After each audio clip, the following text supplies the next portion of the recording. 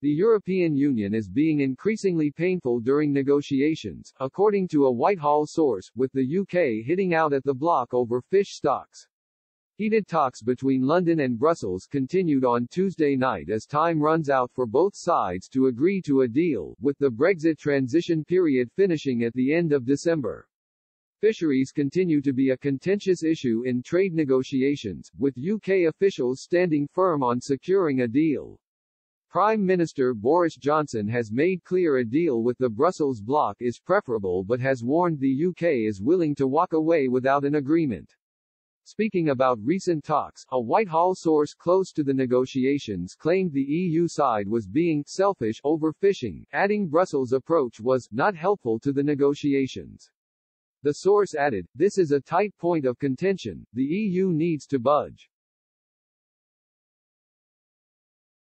Environment Secretary George Eustace has insisted the UK is seeking zonal attachment.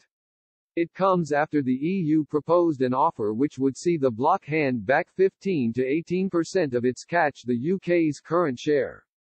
However, a Number 10 source said this approach showed signs the EU was making things difficult. Speaking about the process of securing a deal, Mr. Eustace told Holyrood's Rural Economy and Connectivity Committee, "Here is the sharing arrangement, in other words, who gets what slice of the cake." In the final analysis, what tends to happen is an argument over sharing, which is understandable. The way in which those arguments are flushed out is by saying to countries, if you think you have those fish in your waters, catch them in your waters.